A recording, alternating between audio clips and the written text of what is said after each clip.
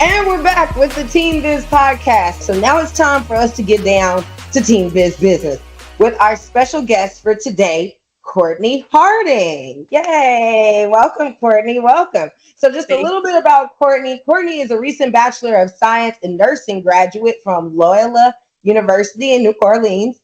She's combining clinical expertise with a strong commitment to leadership and community service. She's a licensed cosmetologist and an active volunteer, and she is passionate about delivering compassionate care and empowering others through both healthcare and outreach initiatives. And side note, y'all, she is Team Biz alumni. Yes. So y'all get to actually see and hear from one of the teams that have participated in not only Team Biz Camp, but is also was a vendor in our Trailblaze store and Team Biz pop-up shop. So she's got experience selling in the mall, experience going through the camp. And today you're going to hear about her today and what this experience has been like for her and her future plans. So, Kourtni, let's get down to it. Let's get down to it. So, when we reflect on your Teen Biz Camp experience, let's start there. Let's start there and build the storyline and go from where we first connected to where you are now today. All right. So, when you look back at your Teen Biz Camp experience, what skills or lessons did you learn that has helped you, I would say, over your college career? Like, what skills have you learned and noticed that have been most important that you've learned that you've used time and time again? And you're like, you know what? I'm glad I went to Team Biz Camp, or else I might not have known that. Talk to us. Okay, so the first one that you always preach to us is that network equals net worth. I really see the power in networking with people, like even if they're not in your same industry or they're not doing the same things as you, there's power in numbers. And just having people who are like-minded, invested in leadership and growing themselves, so you could communicate with them. They may be able to help you here. Y'all could make different initiatives together. That's like been one really big thing in college, that networking is going to take you places in every realm, every aspect, even outside of business. And then another one, I would say, I don't know, maybe like embracing failure, like not being like, don't tell yourself you're not going to do something because you're already telling yourself no, like just do it. And I think like when you took us, what do we have to do? Like we have to like pitch when we went to the tunnel in Houston downtown. And I was like, no, that was like my least favorite activity. I was like, ugh, we have to go talk to these strangers. But like, you just learn how to talk to people, and people will talk back to you, and they'll have conversations with you. They'll be genuine, like, and that's something that also helped me in college because I'm in nursing. I have to talk to people. I have to go into their room, in their space, and start the conversation. So even though nursing and business are two different aspects of life, they have a lot of continuities that are the same. Awesome. And yes, so for those that don't know, so yeah, in Teen Biz Camp, there is a day where in the beginning of the camp, we call it the litmus test, where we literally go and have groups of youth that are technically going and talking, just making cold visits to business owners at their location in the middle of the day. And they're not really expecting them. So our teams have to go in and communicate with these individuals and strike up a conversation and encourage them to support and sponsor their business. And Kourtni, I think you were the first person to secure a sponsor, weren't you? The first or the second. Yeah, we did. Yeah. And Kourtni's really shy, y'all. So y'all have to understand. For Kourtni to talk to people, y'all look. So her mama was like, make my daughter talk. And I'm like, ma'am. Ma'am, we do a lot. I don't know if I'm a magician. I'm a good educator though. But I'll be darned if Kourtni did not start talking. And that was amazing growth. So I'm so happy you're using those networking skills. Good job, Kourtni. Good job. So for young people that are hoping to turn their summer hustle into a long-term business, what strategies would you recommend that they focus on? I think they should see what things they need to do to like legitimize their business, like whether that's making an LLC or like for me, I feel like I needed my cosmetology license for people to take me serious or to just elevate my business a little higher than others because people would respect me or trust me more because I did have the education behind it. So I think like doing your research and whatever it is that you're trying to do, and then seeing what will separate you from everybody else that's doing it, because everyone else is gonna do what your idea probably is, unless you're making like a brand new creation, like say shirts or me hair. Everybody's doing hair. But what's gonna separate me? Okay, I went and got my license, and then after that, I went and got my LLC. Like I just wanted to legitimize my business and take. I took it more serious. So then, when I attract the customers, my consumers are people who are going to take me serious. So those are some of the things that I think people should work on and focus on. Let's talk about your business for a minute, because what I remember is, and it may have changed, and I just want to say disclaimer, guys, the business you start in high school probably will not be the same business you Yeah, finish with. yeah. And it is Mm. okay. Okay. We know. We know. We expect it. I'm surprised when the business goes to college with you. All right. I'm not surprised when it doesn't. So it's not at all not at all of an inconvenience to us, nor does it speak any illy of negatively of yourself for you to decide to do something else. Okay, but talk to me about what you're doing as it relates to cosmetology. Because by the way, your hair is beautiful, as it always has been. So have you been doing hair? I know you had a mentor. How has things been going? And tell me about this transition to from hair to nursing, because I'm like, you're nursing. Where was cosmetology and chemistry? And so I want to Yeah. hear about this transition and what you've been doing as it relates to your business. Okay, so I'm gonna answer everything. So in terms of, I'll talk on the transition first from like care and chemistry to nursing. I knew I always wanted to work in healthcare. I just like wasn't really sure what aspect of healthcare I wanted to do. So when I applied to Loyola, they actually didn't even have nursing. I applied and I did biology as my major, and then when I did my campus visit, they had nursing. So I spoke to the dean, and she put me on the list so I could do nursing. Um, I guess it was kind of like God ordained because I didn't know that nursing was here, but it was an option. And I knew once I graduated, I don't have to go to school again. I could immediately start in a career that is lucrative, like that's consistent income coming in, as opposed to being an entrepreneur. Like I have to work really hard. Those numbers fluctuate. One month I might be up, the next, like as a young person with no bills, yes, like I could take that risk, but I didn't want to. I was kind of scared and timid to do something like that. So I just wanted a little financial stability. So that's why I went to school. And then with chemistry, yeah, I just told you about the chemistry. And then so mentorship, I got a mentor in high school. She was my mom's hairstylist, and she would just always teach me stuff. And I really learned from her, and I soak up all the knowledge. Even when I go get my hair done, we talk, we have conversations. So it's like it really encourages me. She talks to me about the business, she talks to me about hair and things of that nature, and it really encourages me to like keep going. It makes it feel like realistic, and it makes me want to be like continue to keep that professionalism that I want to maintain.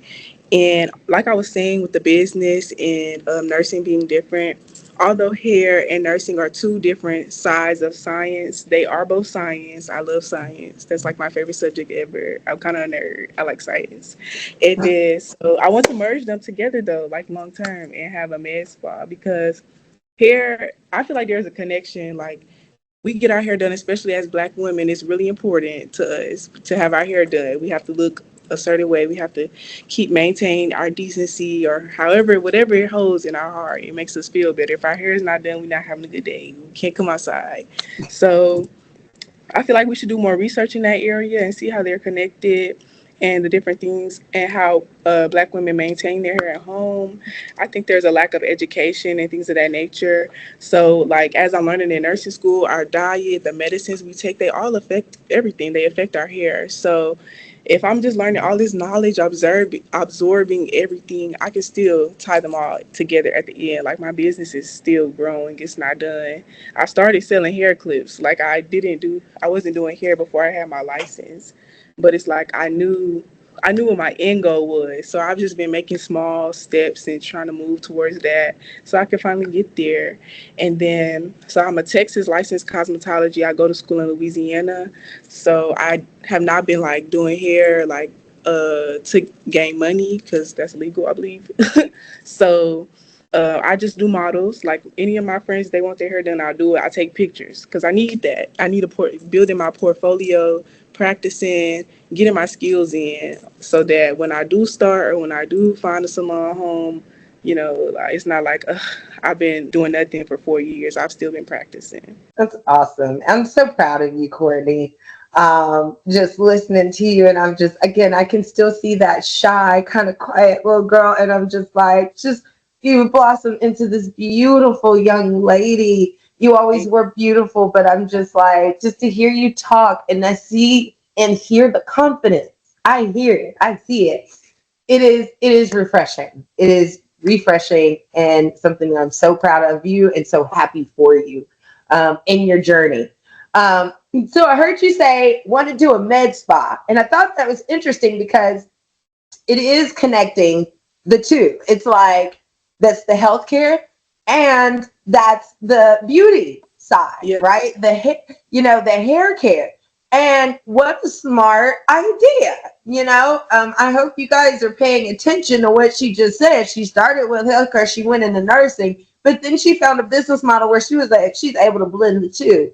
Something else I heard you say was that the consistency of income as an entrepreneur is challenging, right?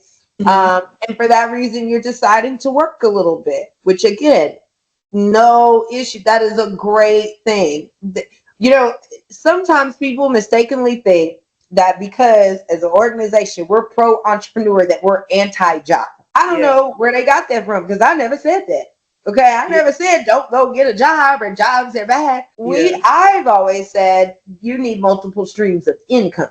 That's what I say. You talk to me, I say multiple streams of income. Whether it's a job, whether it's two hustles, one, whatever it is, it's increasingly more important that you have multiple streams of income. So although you're not practicing hair right now, the fact that you could, if you needed to, go do somebody's hair in Texas, in Houston, right, and make a little money, Yeah. randomly you can. And if you need to model my hair, we could talk about that offline, right? All right. So, last question before we go to break, real quick.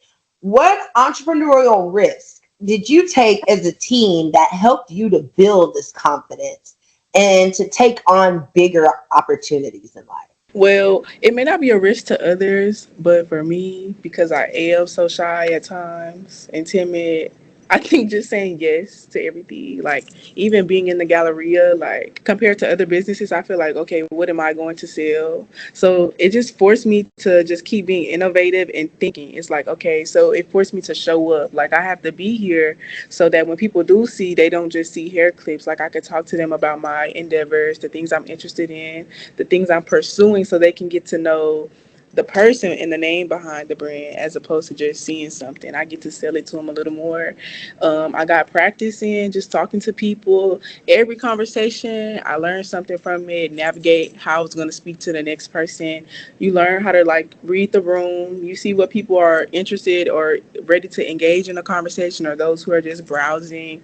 It teaches you to like not be like jealous or envious of others around you because we're all doing the same thing, but just because they're talking to like three families and maybe you only spoke to one, like, okay, as opposed to getting like put down, let me see like what is it that they're doing. So like for me, Lauren, she doesn't know a stranger, so I was always just watching her and like, okay, she's talking to them, okay, she's just walking up to people, I'm waiting for people to come to me. I'm like, okay, I gotta go outside the mall, I gotta go outside the store and pull somebody in the store because they're not gonna come in. I gotta pull them in. So just stuff like that. Those are like risk taking things for me. Just talking to people. I had to learn, and I guess I would have never got comfortable doing it had I never started. So that was the risk for sure. I so excuse me while I laugh. I remember these. So just to recap again, guys, and to bring you guys up to speed. So our team Bishop is in the Galleria, and And that we had was, two different. so that was already intimidated. I'm like, these people don't want to talk to me. But go ahead, yeah. It was So scary. so we had two stores. We started in the back of a 200 square foot store, larger store in the Galleria Mall. And like a year and a half later, yeah, roughly, we end up getting a 3,000 square foot inline of our own. And then we're in the Galleria Houston. And for guys that don't know anything about Houston and what the Galleria Houston means, it is the largest, most expensive mall in Texas. So we are on top of the one of the largest Coach stores in the country. All right, Coach Purse. We are around all of these major brands. We are in the Saks Fifth Avenue wing of the mall, and down the hallway is Rolex and all of these major, massive brands, right? And so all of our students are in our stores and they're selling to customers that are technically coming into the Galleria to go shop luxury brands. And so to see our youth and Kourtni and her peers, it was several of them in the stores, be able to communicate and approach these customers as teenagers with a business that's unknown was extremely courageous, right? And piggyback on what you were saying about going to people instead of waiting on them to come to you. Communication, I feel like their generation and this next generation, it's kind of a lost art. It's like, I remember and I think it was your camp year, some of y'all guys that came in and literally y'all, they would walk up to you and be like, my name's Crystal, or they would just ask for like your social media handle, what's your IG? And it's like, look, guys, okay, you're doing business. You have to learn better communication skills. And on top of that, in the Galleria and in the malls, you're talking to a diverse group of people and shoppers. You've got old people, young people, middle-aged people, people of all races and from all corners of the world that are coming to Houston to visit. And the Galleria Houston is a tourist attraction as well. So again, building those skills, being willing to go out to people, right, is very, very important. And so I'm so glad that Kourtni not only highlighted that as a lesson, but shared her experience and how that helped her later in life. Because as she said in the beginning, your network is your net worth, right? But if you don't know how to build relationships and communicate, you can't build a network to help improve your net worth, right? So it all starts with these conversations and being in spaces where you're forced to kind of talk to people. And with this phone here, the fact that we have this thing here and in social media, I mean, like, it's like we do our best to avoid talking to people at all costs. But you can't do business like that, guys. So that being said, we're going to take a quick 30-second break, and we will be right back with the Teen Biz podcast and the second part of Kourtni's interview.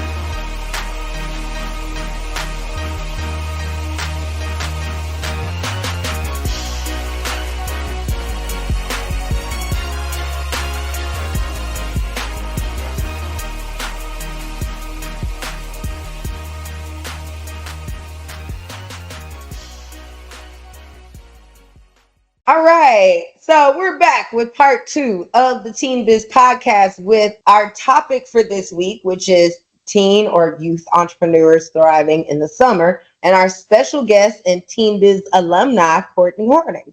So our next question as we get back into it, Kourtni, is how did you manage pricing and budgeting or reinvesting into your business as a young entrepreneur? And I would say, like, it has your financial strategy kind of improved as you've gotten older. I've heard you say that you wanted more stability, but I would say speak to us about what you saw were the financial challenges and what you begin to at least try to do to overcome them. Okay, so as I said, when I was in high school, I was selling like hair clips, I would sell hair brushes and shirts with Lexus on them, the brand name. And that stuff costs a lot of money, like getting products to sell and then trying to determine your price point. Like, I feel like, especially as a teen, I'm like, okay, they don't know who I am. I want them to take me serious. I want to price it as something that they'll be like willing to buy, something kind of affordable without selling myself short. Like, I need to at least pay for the product. At least, it needs to at least cover how much it costs to make it. So stuff like that. So that's what led me to think like I have to use like continue to use this passion for science and go to college so I could go get a corporate job because I can use that money to pay for my passion, you know, because it does take a lot. You have to like, and then with different vendors, and now we have tariffs on everything. So it's like if I was buying a bulk order from China, how much is it gonna cost now compared to how much it used to cost? So things like that. And if you're using like other small businesses, I think people think like, oh, well, then I'll just get this person to do it for me. But it's usually costs more if you're going to use a small business because now they're doing the manual labor as opposed to using like a factory machine or something like that. So those are just all things. And then in terms of like actually doing hairstyling, the cost of products, like I went to school, so I can't use like I have to use the products. Like I'm thinking a science base, like what these products are doing to the hair, like beyond the hydrogen bonds and stuff like that. So I want to use good products. I have to make sure I can pay for them again. I have to make sure that the price point is like adequate enough and sufficient enough to at least cover the product. Like that's really where my mind is right now. I don't know how much so in like paying for I don't know utilities and stuff like that in a salon as opposed to booth rent, having your own salon or booth rent. Those things I haven't come to yet, but I know those would be hard as well. And then making sure your price point can cover even if this was my sole business, okay, do I get a take home from this or is it just all going back into the business? Like, so these are just like different things I have to think about. And I think that's why I really put it on pause and I'm like, I'm going to focus on school. And then now that I'm done, I could pick it back up and I could just go to like, I want to go to the bank and different stuff and ask them like, what's the best way or what do they feel is best? Great answer, Kourtni. I mean, you nailed it. Obviously, you was taught by the best. I don't expect nothing else.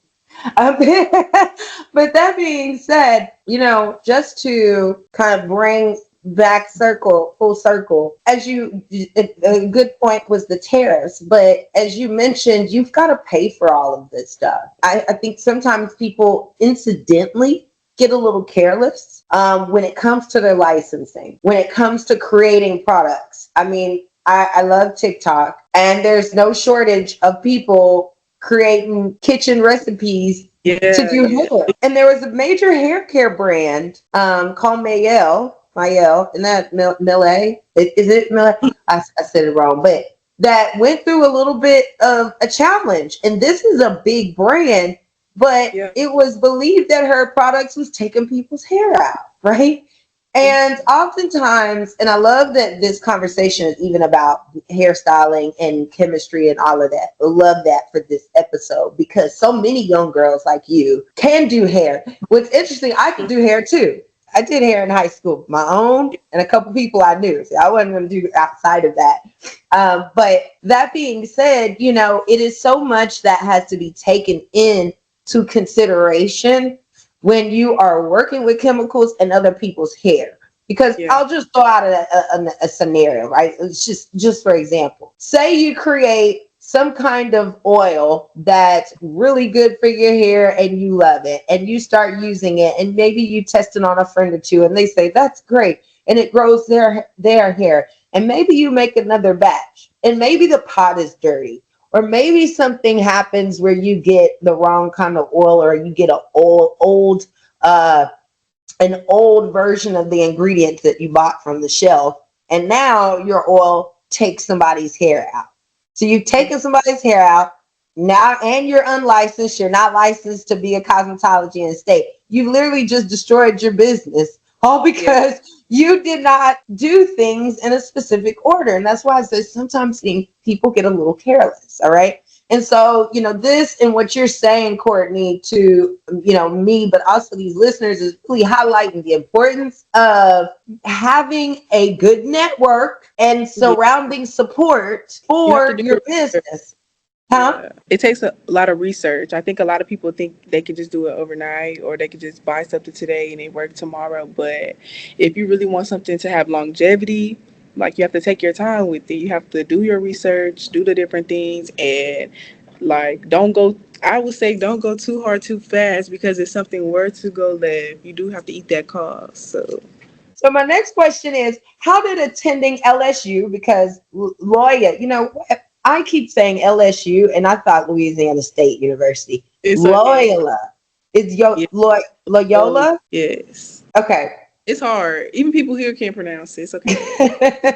So, how did I would say, your college experience influence your entrepreneurial journey? I think we just kind of touched on that, but more Mhm. importantly, what support systems Mhm. or challenges helped shape your adult business perspective? I would say my journey here in college has it basically made me feel like I am capable of doing whatever I put my mind to. And I say that because my nursing program here is new. We are the second cohort to graduate from here. So a lot of initiatives. I think the leadership from being in Team Biz and all the different other organizations my mom put me in kind of instilled that leadership in me. And it was like, okay, well, I want to do it. Like, and then I felt like I just needed something to do. Like, I just didn't want to go to school and then have nothing to do after. I just want to keep myself busy. So I chartered the Student Nurses Association here, which is a national organization. And it's just like building connections through that, working with upper admin. I used to go sit at the undergraduate meetings as a representative for my class. Like if they had any concerns, I joined student government. And I don't even like politics, but it's like now I see how even as a nurse, politics affects my career daily. Like they're making laws that and they have no background in science, healthcare. They have no background in any of that knowledge, and they're just making decisions, and they're not at the best benefit of the nurse or the patient. So it just makes you want to be more of an advocate. So I think it really just taught me how to be an advocate for others beyond myself, which is something that I would have to do in my career doing hair. Like I have to advocate for what the person in my chair wants. I can't just do what I want to do to their hair. And I can just advise them what I feel is best. But at the end of the day, I have to put them first. So I think everything that I've really done here has always been like something service based. Like it's never been for the sole purpose of just me. Like it's always to help the student body in some way. But man, Courtney, you have impressed me, girl. I'm sitting up here speechless. I mean, and we're not gonna go into a deep dive on politics. I'm gonna touch lightly on it, and I know how to do it without. I'm gonna say, and what side of the aisle we're on doesn't matter to this show. We're not gonna go to that. Here's what I'm gonna say: politics is business, and business is politics. So for you to understand that and to be able to have seen that just in your college journey is amazing, because a lot of times people do not understand how the two intersect. And I had a mentor who is the reason that I am as well connected, Dallas, and I'll say in the political arena as I am, because I had a mentor that would take me to city council meetings, take me to the school board meetings, that was taking me everywhere and telling me about why I needed to have relationships with Yeah. people that are in office, elected officials, no matter what side they're on. Doesn't mean I agree with them or disagree. You got to have those relationships, because politics will affect your business. Like you just said, there are people passing laws on industries that they are not in. And there's nothing wrong with that. That's what we vote them in to do, right? But you have to understand that only one person can only know so much. And it helps for you to have an understanding, a fundamental understanding of how politics really works. Again, not leaning on any side, not even going into who you voted for and all of that. It's just talking about the foundational level of understanding the two are connected. Start and stop right there, right? And with that information, figure out, like you said, do your research and figure out what that person is thinking of doing and the agenda that they have in place and how that may affect you. And then once you know that, you can go and advocate. You can go and stand up for yourself, for your business and your industry, and say, hey, I know you're going to make some laws that have to do with this. And here may be your viewpoints, but here, let me at least try to convince you to see things from this perspective too, before you make these laws that may negatively affect me and other people in my industry. All right. And so that's the baseline foundation of politics. Again, It works no matter which side, who you vote for on which side. That right there is essentially the goal of you as an entrepreneur and a business owner that needs to have political relationships and understand how it affects you. So beautiful. I'm again so proud you did founded the national. Would you say the National Association of Student- Nursing?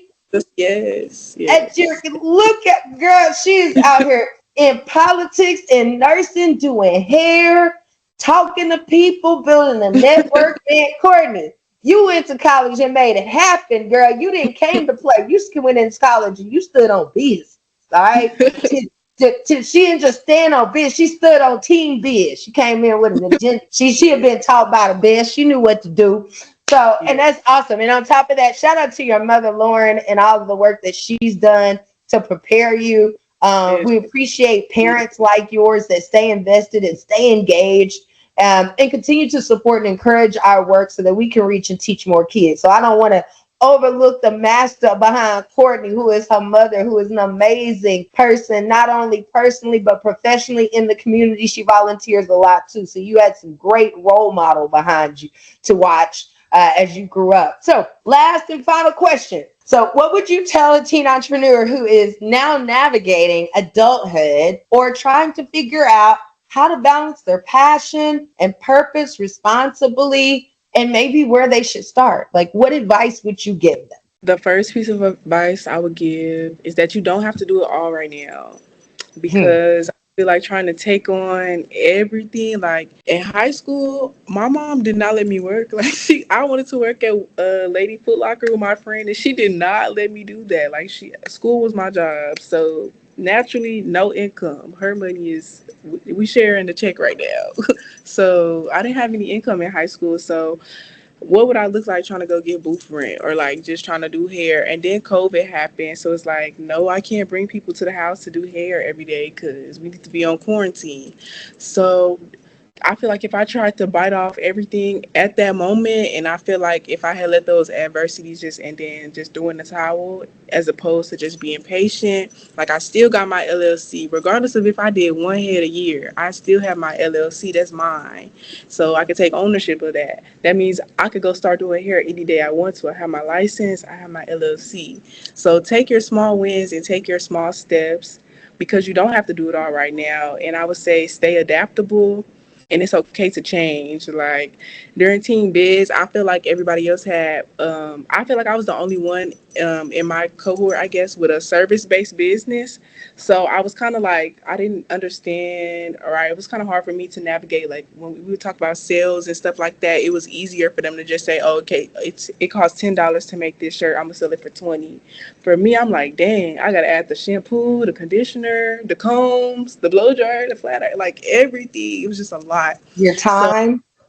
yes, time, how long it takes me to do that person's hair. It might take me 45 minutes to do this person's hair, but this person got long, coarse, thick hair. It might take me an hour to do theirs. So different things like that. It just exposed me to all the things. It actually told me at that age, like, no, I'm not gonna figure everything out today, tomorrow, or even by the end of the summer. Like, it's gonna take time. And then when we had all the different business owners coming in to speak to us, it was just encouraging. Like those are people we could connect with. I could still call on some of those people, still did service with them beyond Team Biz. I know if I wanted to do something right now and I call one of them up, they'll be there fully to support me.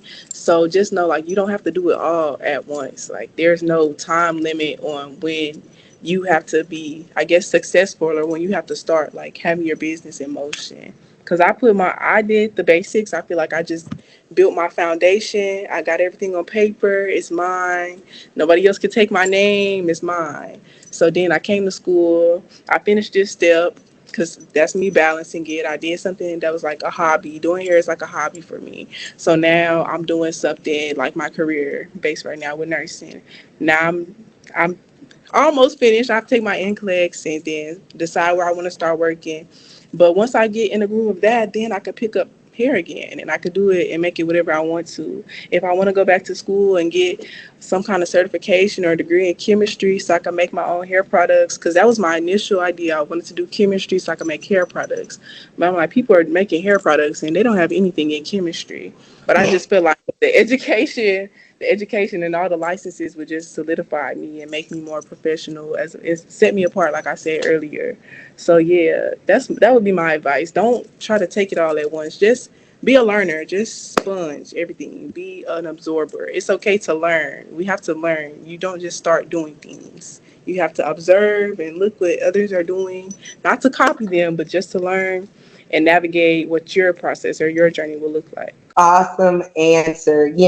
And as before we wrap up, you said something, and when you said it was a statement you made, and when you said it, the initial thought that I had was valuable, and it was that you had got your certifications, you got all your paperwork in order, and you felt like people would take you more seriously. And what I would say to you is what you did was increased your value, right? Yeah. You made yourself valuable. And sometimes we overlook that in our need to rush and get something done and do it right now. Okay. To be valuable. And what I mean by that is if someone had a chemistry degree, all right, not only can they make anything, because my cousin has doctorates in chemistry. Remind me, I'll introduce you to her. She wanted to do lotions and bath soaps and hair care too. But and as a chemist, she's learned how to make stuff. She can make soaps and lotions and all kinds of stuff whenever she gets ready. Okay. But if she ever decided to do her own skincare line, which is what she also wanted to do, or cosmetic or hair care line, if she made something with her credentials, you have to understand that a company like Sephora would easily buy it and stock it, right? Sally's Beauty Company, they come buy it. So a lot of people think that big retailers only buy from you when you are making a bunch of money. No, they have to cover their behinds too. So you have to have a product that is done in a professional grade, kitchen with official chemists and all of that before they would buy from you. Sure, you might blow up on social media, but again, you get sued, you're in trouble, and there goes possibly your business. Whereas if you create something that gets picked up by a major retailer, like I said, Sally Beauty Company, well, now that person has to go through Sally to get to you. And now you have the resources and the support of Sally behind you to help you fight that battle, as well as your credentials. All right. And so the chances of you doing something and creating something that'll take somebody's hair out are reduced. So, and I said all that to say, you're not only valuable to yourself and to building everything, you are valuable to $1 billion company when you have those credentials and your paperwork in order, right? And that's who you really ultimately want to be valuable to, not just the community. Obviously, we trust you too. I wouldn't go to a doctor that didn't have a degree. I just wouldn't. Okay. I'm not buying hair care products from somebody who doesn't know a chemist or has even tried to understand the how all the ingredients in your mixture interact, right? And so again, I think there's something to be said about that, and the responsibility, and then like I said, balancing your hair care with being a nurse, all of that, balancing the passion, saying, oh, I need something to fund it. These are all decisions that you will begin to be able to make once you stick your toe in the water. Okay, I'll just say stick your toe in. You don't have to do everything like she said right now. Stick your toe in the water, and all of the things and the challenges and things you need, all of that'll come to you. All right. But stick your toe in the water, build your network, get you some support, sign up for Team Biz, okay? Team Biz Camp, so we can help you. And then when you grow up, you're going to be like Kourtni or greater than us, which is always an option, right? You know what I mean? Maybe you will outdo us. But the point is, this is the foundation that starts right here.